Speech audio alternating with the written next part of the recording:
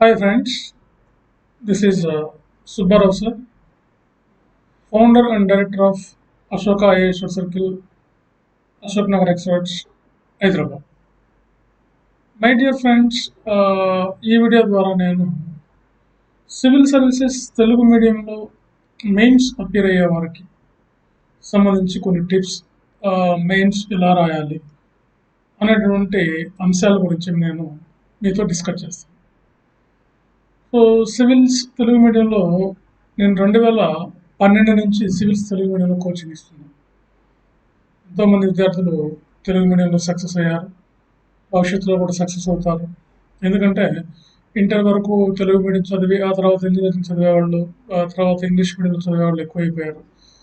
So అందుకని ఈ civils అనేది ఏంటంటే రాజ్యాంగం గుర్తించినటువంటి ఏ భాషలైనా రాయొచ్చు. మనం దాదాపుగా 22 లాంగ్వేజెస్లో మనం సివిల్ సర్వీసెస్ మెయిన్స్ ఎగ్జామ్ రాయొచ్చు. అందుకని అశోక ఐఏఎస్ సర్కిల్ హైదరాబాద్లో first time civils Telugu medium coaching start చేసింది. 2012 నుంచి కోచింగ్ ఇస్తున్నాం. సో ఫ్రెండ్స్, తెలుగులో సివిల్స్ రాయటం అనేది అంత కష్టమైన పని కాదు. ఎందుకంటే మాతృభాష కాబట్టి చాలా ఈజీగా రాయొచ్చు. దాని గురించి మీరు భయపడాల్సిన అవసరం లేదు. అన్ని పుస్తకాలు అందుబాటులో ఉన్నాయి. నేను గత వీడియోలో మీకు తెలుగు మీడియంలో ఏ బుక్స్ ఉన్నాయి, ఏ సబ్జెక్ట్కి ఏ బుక్ చదవాలో మీకు ఇచ్చాను. చాలామంది ఆ బుక్స్ కొనుక్కొని ప్రిపేర్ అవుతూ నా దగ్గరికి టెస్ట్ సిరీస్ కోసం, క్లాసెస్ కోసం వస్తున్నారు. ఇంకా మీరు తెలిసిన వాళ్ళకి ఇంకా ఎక్కువ మందికి దీన్ని ఇన్ఫర్మేషన్ ఇవ్వండి. చాలామందికి తెలియక సివిల్ సర్వీసెస్ అంటే ఇంగ్లీష్ మీడియం అని అనుకుంటారు. తెలుగు మీడియంలో కూడా రాయొచ్చు. నార్త్ ఇండియా వాళ్ళంతా కూడా ఎక్కువ మంది హిందీ మీడియంలో రాస్తారు. నార్త్ ఇండియాలో ఢిల్లీలో కోచింగ్ కూడా 50% హిందీ మీడియంలోనే ఇస్తారు. అన్ని ఇన్స్టిట్యూట్ల వాళ్ళు కూడా, పెద్ద పెద్ద ఇన్స్టిట్యూట్లో కూడా హిందీలో కోచింగ్ ఆఫర్ చేస్తారు. మనకు వచ్చేసరికి ఇక్కడ తెలుగు మీడియంలో మాత్రమే ఆఫర్ చేస్తున్నాం. సో మనకి హైదరాబాద్లో తెలుగు మీడియంలో ఆఫర్ చేసే ఒకే ఒక ఇన్స్టిట్యూట్ ఏంటంటే అశోక ఐఏఎస్ సర్కిల్ సిన్స్ 2012. మీరు గూగుల్లో సెర్చ్ చేయండి, www.ashokaIAS.in లోకి వెళ్ళి చూడండి, మీకే తెలుస్తాయి ఈ విషయాలు. సో కాబట్టి సివిల్స్ తెలుగు మీడియంలో రాయొచ్చా అనేది మీ డౌట్. ఎక్కువ మందికి ఉన్నటువంటి డౌట్ ఏంటంటే సివిల్స్ తెలుగు మీడియంలో రాయొచ్చా, సివిల్స్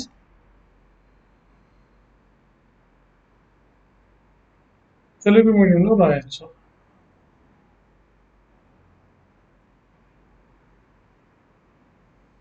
రాయొచ్చు. డెఫినెట్గా మనం తెలుగు మీడియంలో సివిల్స్ రాయొచ్చు. దీనివల్ల మనకు చాలా అడ్వాంటేజెస్ ఉంటాయి సివిల్స్ తెలుగు మీడియంలో రాయటం వల్ల. ఏంటి అడ్వాంటేజెస్ ఏంటి? తెలుగు మీడియం రాయటం వల్ల ఒకటేంటంటే తెలుగు మీడియం రాయటం వల్ల మాతృభాష కాబట్టి మీరు మీ విశ్లేషణ అనేది బాగుంటుంది. విశ్లేషణ చాలా బాగుంటుంది. తర్వాత ఎక్కువ మంది తెలుగు మీడియంలో రాయటం వలన ఏంటంటే మీకు సక్సెస్ రేట్ కూడా బాగానే ఉంది. ఎట్లా అంటే మెయిన్స్ రాసేది తక్కువ మంది కాబట్టి వాళ్ళల్లో మీరు ఒకరుగా ఉంటారు. అరౌండ్ ప్రతి సంవత్సరం ఒక 50 to 100 మెంబర్స్ మాత్రమే మెయిన్స్ రాస్తారు. ఈ 100 మెంబర్స్లో మీరు ఒకరు అవుతారు. అదొక అడ్వాంటేజ్ అన్నమాట తెలుగు మీడియం రాయటం వల్ల. తర్వాత తెలుగు మీడియంలో రాయటం వల్ల ఇంకొక అడ్వాంటేజ్ ఏంటంటే మీరు స్టాండర్డ్ బుక్స్ అన్నీ కూడా ఇప్పుడు తెలుగులోకి మార్చారు. స్టాండర్డ్ బుక్స్ అన్నీ, ఉదాహరణకి సతీష్ చంద్ర, సతీష్ చంద్ర, లక్ష్మీకాంత్ లాంటి పుస్తకాలు, సతీష్ చంద్ర లాంటి పుస్తకాలు, హిస్టరీ ఇలాంటి పుస్తకాలు తెలుగులోకి మార్చారు. Bipin Chandra also translated into Telugu, Bipin Chandra లాంటి పుస్తకాలు. కాబట్టి బుక్స్ కూడా మనకు అందుబాటులో ఉన్నాయి. న్యూస్ పేపర్స్ ఉన్నాయి. సో ఈనాడు లాంటి పేపర్లు ఎంతగానో మనకు ఉపయోగపడతాయి. న్యూస్ పేపర్స్ ఉన్నాయి. అదేవిధంగా మ్యాగజైన్స్ ఉన్నాయి. ఇప్పుడు మ్యాగజైన్స్ కూడా తెలుగులో లభిస్తున్నాయి, లైక్ యోజన లాంటివి. తర్వాత coaching facility. First time Ashoka IAS circle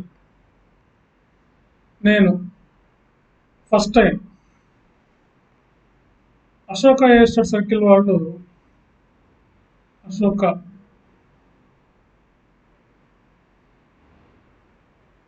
Ashoka IAS study circle,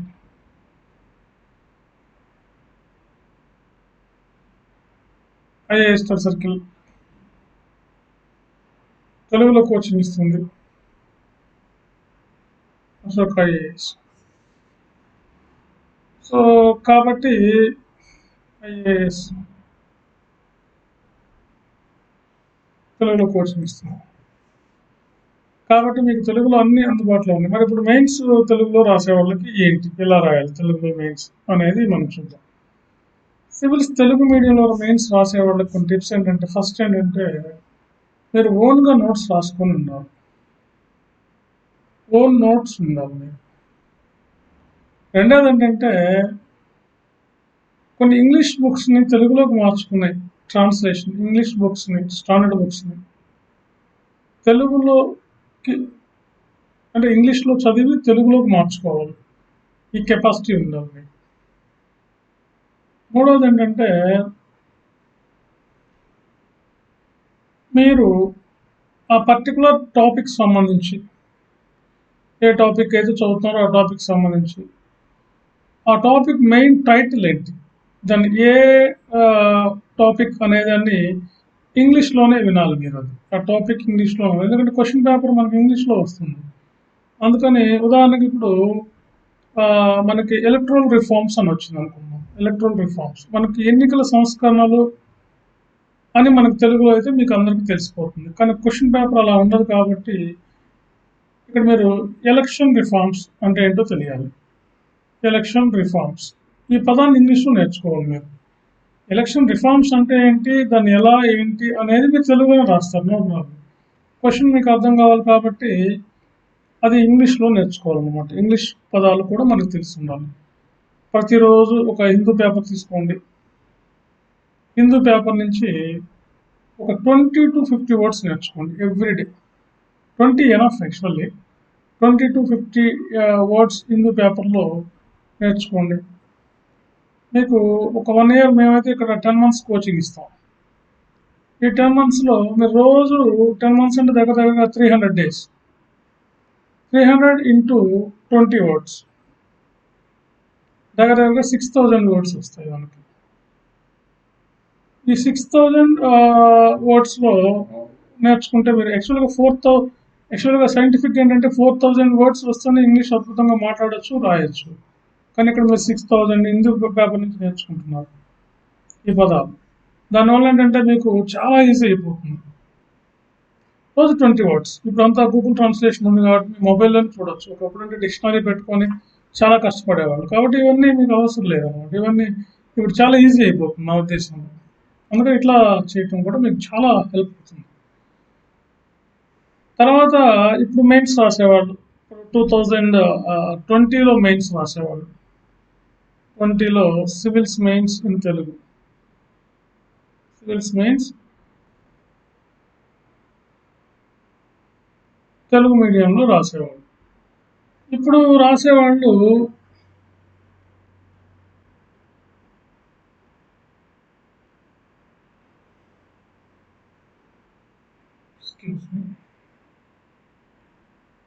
ఇప్పుడు తెలుగు మీడియం రాసేవాళ్ళకి మీకు కొన్ని టిప్స్ చెప్తాను నేను ఇక్కడ. ఒకటేంటంటే మీరు క్వశ్చన్ని బాగా అర్థం చేసుకోవాలి. 3 times చదవండి క్వశ్చన్ ఎగ్జామ్ హాల్లో. మరి ఎక్కడైనా మీరు ప్రీవియస్ క్వశ్చన్స్ తీసుకోండి. ప్రీవియస్ క్వశ్చన్స్ తీసుకొని ఆ క్వశ్చన్కి ఆన్సర్ రాయండి. ప్రీవియస్ క్వశ్చన్స్కి ఆన్సర్స్ రాయండి. వీలైతే టెస్ట్ సిరీస్ రాయండి. టెస్ట్ సిరీస్ రాయండి. తెలుగులో టెస్ట్ సిరీస్ కండక్ట్ చేస్తున్నాం మేము. తర్వాత మూడోది ఏంటంటే మీరు ఏదైనా ఒక అంశాన్ని ఇంగ్లీష్లో కానీ తెలుగులో కానీ చదివినప్పుడు దాన్ని బ్రీఫ్గా అంటే కూలంకుషంగా బ్రీఫ్గా తెలుగులో దాని సమ్మరీ రాయడానికి ట్రై చేయండి. ఉదాహరణకు మీరు ఒక హిందూలో ఒక ఆర్టికల్ చదివారు, లేదా ఈనాడులో ఒక ఆర్టికల్ చదివారు.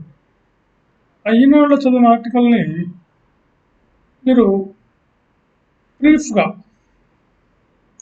చూడకుండా కళ్ళు మూసుకుంటే వ్యవసాయం మీద ఒక ఆర్టికల్ వచ్చింది అనుకున్నాం ఉదాహరణకి. వ్యవసాయం మీద ఒక ఆర్టికల్ వచ్చింది కాబట్టి ఆర్టికల్ మొత్తం చదివారు. దాని గురించి ఒక 10 పాయింట్స్ రాసుకోండి. 10 పాయింట్స్. 10 పాయింట్స్ అనేది మీకు ఇంపార్టెంట్. ఇక్కడ చూసుకుని వ్యవసాయం అంటే ఏంటి, వ్యవసాయం ఎదుర్కొన్న సమస్యలు ఏంటి, వ్యవసాయం యొక్క ప్రభావం ఏంటి, వ్యవసాయం యొక్క సిగ్నిఫికెన్స్ ఏంటి, వ్యవసాయం వల్ల నష్టాలు ఏంటి, లేకపోతే ప్రస్తుతం వ్యవసాయ పరిస్థితి ఎలా ఉంది, గవర్నమెంట్ సపోర్ట్ ఏంటి, ఇట్లా ఇవన్నీ ఆ జనరల్ రాసినటువంటి ఆర్టికల్ ఎడిటోరియల్లో ఉంటాయి. ఇవన్నీ మీరు రాయటం వల్ల ఏంటంటే మీకు ప్రజెంట్ ఈ ఒక 1000 wordsలో ఉన్న ఈ ఎడిటోరియల్ కాలం లేదా ఆర్టికల్ లేదా ఎస్ఏలో వచ్చేటటువంటి ఈ 1000 పదాల్లో ఉన్నటువంటి ఎస్ఏ ప్రస్తుతం మన వ్యవసాయ రంగాన్ని మొత్తాన్ని ప్రతిబింబిస్తుంది. Total agriculture reflects in this small SA, small article. కాబట్టి ఇక్కడ మీరు ఇదంతా నేర్చుకోవడం వల్ల ఏంటంటే మీరు ప్రజెంట్ అగ్రికల్చర్ మీద ఎలాంటి క్వశ్చన్ ఇచ్చినా మీరు రాయగలుగుతారు ఆ ఎడిటోరియల్ చదవటం వల్ల. ఇందులో కీవర్డ్స్ ఏంటో చూడాలి. ఇచ్చే క్వశ్చన్లో కీవర్డ్స్ ఏంటో గుర్తుపెట్టుకోండి. ఏదైనా క్వశ్చన్ ఇస్తే దాంట్లో కీవర్డ్స్ ఉంటాయి. ఆ కీవర్డ్ని డిఫైన్ చేయండి. డిఫైన్ చేసి దాని అడ్వాంటేజెస్ ఏంటి, దాని డిసడ్వాంటేజెస్ ఏంటి, ఇవన్నీ రాయాలి. ఇట్లా ఒక ఎడిటోరియల్ ఇలా చదివి ఇలా ఉపయోగించుకోవడానికి ట్రై చేయండి. తక్కువ. తర్వాత తెలుగు మీడియంలో మీకు కొన్ని వర్డ్స్ అర్థం కాకపోవచ్చు, క్వశ్చనే అర్థం కాకపోవచ్చు. క్వశ్చన్ అర్థం కాదు కాబట్టి ఫస్ట్ క్వశ్చన్ తీసుకొని ఆ క్వశ్చన్లో కీవర్డ్ ఏంటి, కీవర్డ్ 1 ఏంటి, కీవర్డ్ 2 ఏంటి, కీవర్డ్ 3 ఏంటి అని మీరు చూడాలి. చూసిన తర్వాత ఫస్ట్ 1, 2తోనే మీకు తెలిసిపోతుంది ఏం రాయాలి. ఇది ఏంటి, ఎకానమీ నుంచి వచ్చిందా, లేకపోతే క్వాలిటీ నుంచి వచ్చిందా, లేకపోతే ఎస్ఎన్టీ నుంచి వచ్చిందా అనేది చూసుకోవాలి. మీరు చూసుకుంటే మీరు ఎక్కడో ఒకటి చదివి ఉంటారు కాబట్టి మీకు దీనికి రిలవెంట్గా మీరు రాయడానికి అవకాశం ఉంటుంది. కాబట్టి ఇది ఒక పాటించాలి మీకు మెయిన్స్. తర్వాత తెలుగు మీడియం పిల్లలకి ఇంకొక ప్రాబ్లం ఏంటంటే మెయిన్స్ రాసేటప్పుడు ఎప్పుడైనా అక్కడ ఇంగ్లీష్ రాయొచ్చు, ఆ మధ్యలో బేసిక్గా రాయొచ్చు. మధ్యలో ఏదైనా కొటేషన్ వచ్చింది అనుకోండి, రాయండి. వ్యవసాయానికి సంబంధించో లేకపోతే ఏదైనా కొటేషన్ కోట్ చేయండి, నో ప్రాబ్లం. కోట్ చేయండి, నో ప్రాబ్లం. కొటేషన్ రాయండి, కొటేషన్స్ రాయండి. తర్వాత సామెతలు రాయండి, ఇంగ్లీష్లో రాయండి సామెతలు, నో ప్రాబ్లం. తర్వాత ఎక్కడైనా ఒక పదానికి మీకు తెలుగు అర్థం తెలియలేదు అనుకోండి, ఉదాహరణకు మనం ఏదైనా ఒక టెక్నికల్ వర్డ్ మీకు తెలియట్లేదు, సర్గసి అనే ఒక పదం ఉంది, సర్గసి అనే పదం, అది మీకు ఇంగ్లీష్లో తెలియట్లేదు కాబట్టి సర్గోసి అని కూడా అంటారు, సర్గోసి అని ఇట్లా తెలుగులో రాయండి. ఇప్పుడు డాక్టర్ ఉంది, డాక్టర్ తెలుగులో వైద్యుడు అని రాయలేం కదా, ఇట్లా రాస్తున్నారు కదా డాక్టర్ అని, ఇలా రాయండి. ఏదైనా టెక్నికల్ వర్డ్ ఉన్నప్పుడు సైన్స్లో ఇప్పుడు 4G టెక్నాలజీ అంటున్నాం, ఆటోమేషన్ అంటున్నాం. ఆటోమేషన్ అంటే యాంత్రీకరణ మీకు సరిగ్గా తెలియట్లేదు, అప్పుడు ఏం చేయాలి, మీరు ఆటోమేషన్ అని రాయండి. ఇంకా టైం ఉంటే మీకు ఇంగ్లీష్ పదం కూడా రాయండి పక్కన, ఆటోమేషన్. సో ఇలాంటి వర్డ్స్ దగ్గర కూడా మీకు ప్రాబ్లం వస్తుంది. ఇది ఒకటి చూసుకోవాలి మీరు మెయిన్స్ రాసేవాళ్ళు. తర్వాత ఇంకొకటి ఏంటంటే తెలుగులో రాసేవాళ్ళకి ఇంకొకటి ఏంటంటే మీరు కొన్ని వర్డ్స్ వస్తాయి. ఇప్పుడు analyse,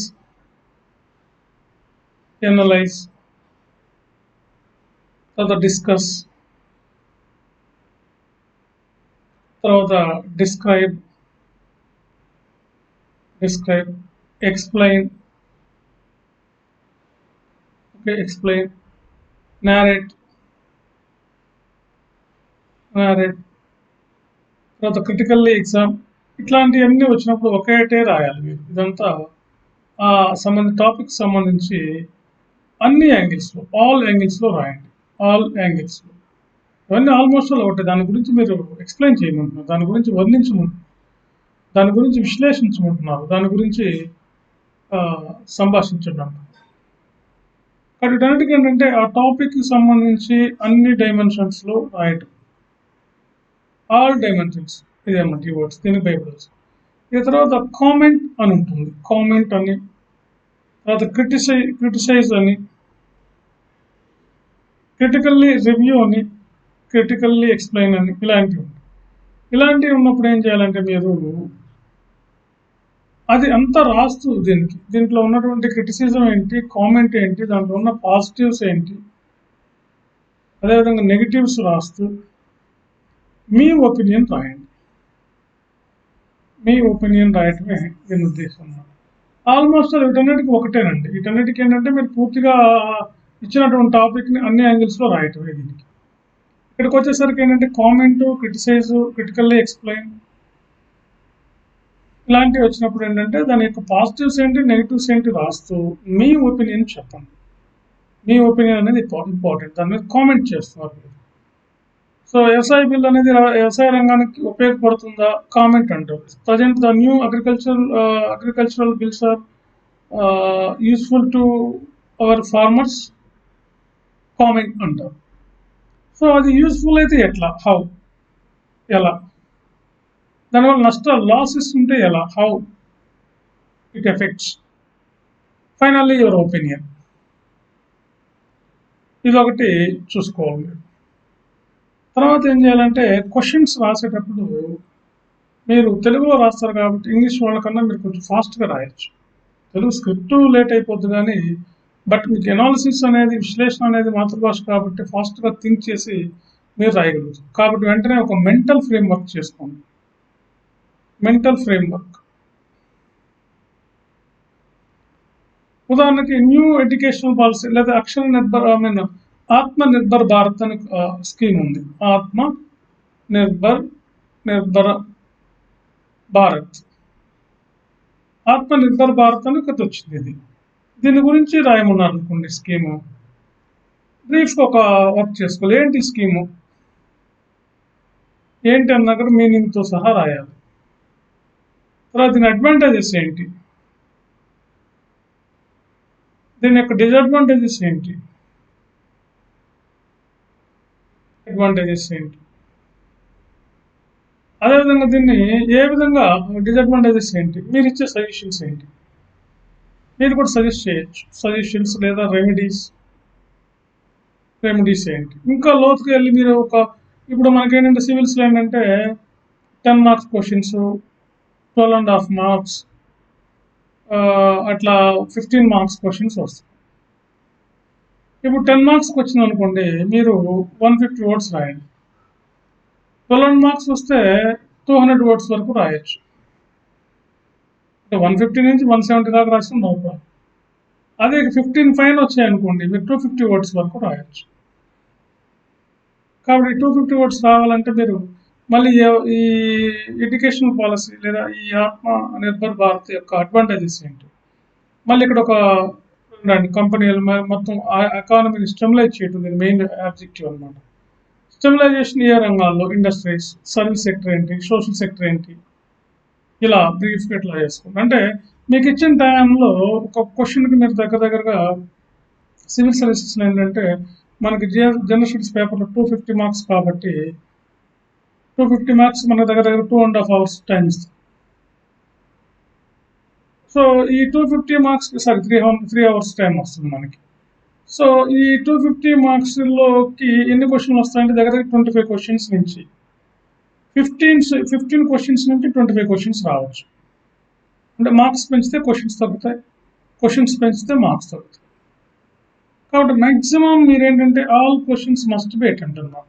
all questions must be attempt, అన్ని క్వశ్చన్లు రాయాలి.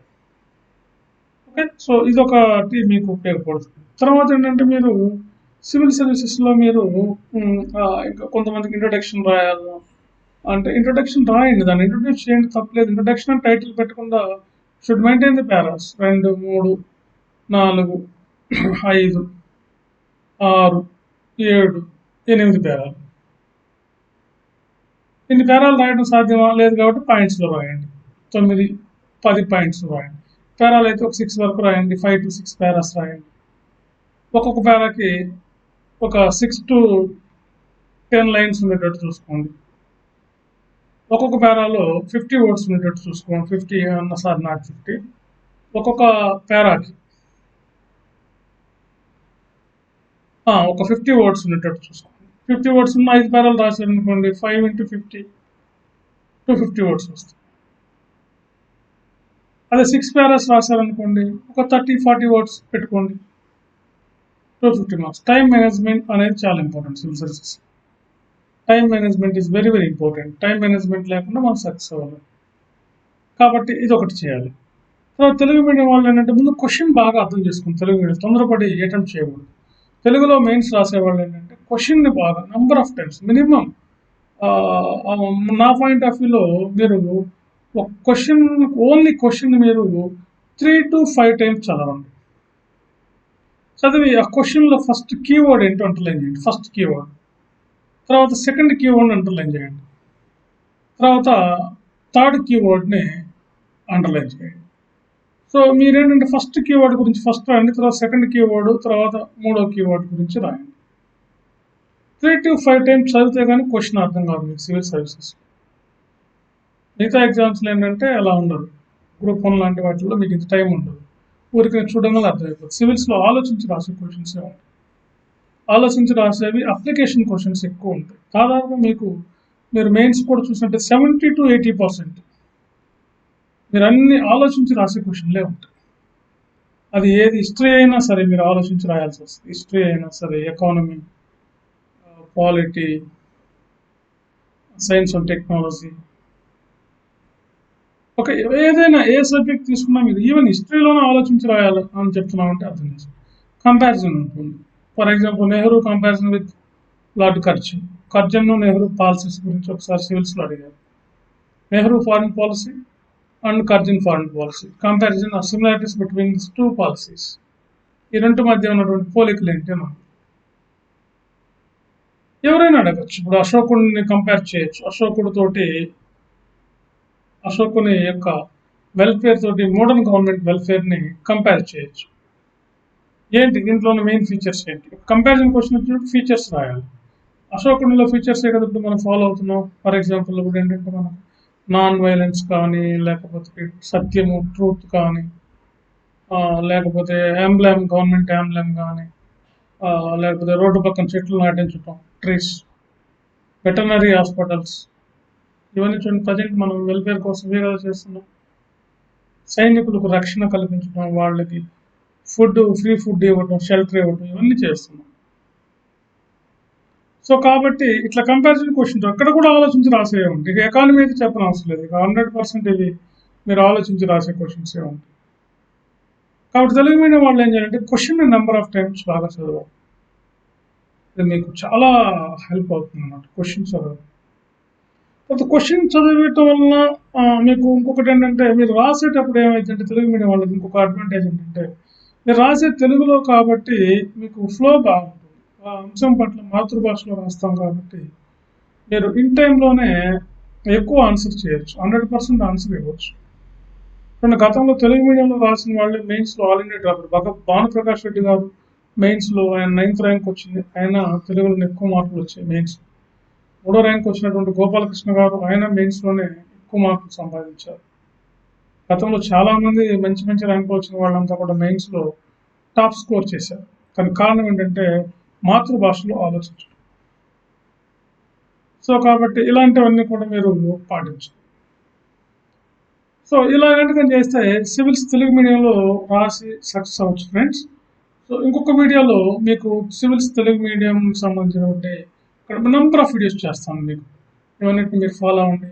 మీకు ఏ డౌట్ ఉన్నా రండి, నా నెంబర్ తీసుకోండి, నన్ను కాంటాక్ట్ అవ్వండి, హైదరాబాద్ రండి, కోచింగ్ జాయిన్ అవ్వండి, టెస్ట్ సిరీస్ రాయండి, మెంటర్షిప్ తీసుకోండి. ఇక్కడ ఏంటంటే మనకి ఇప్పుడు ఆఫ్లైన్ ఆన్లైన్ రెండు ఉన్నాయి. కోచింగ్ ఆన్లైన్ ఆఫ్లైన్ రెండు కోచింగ్ అవైలబిలిటీ ఉంది.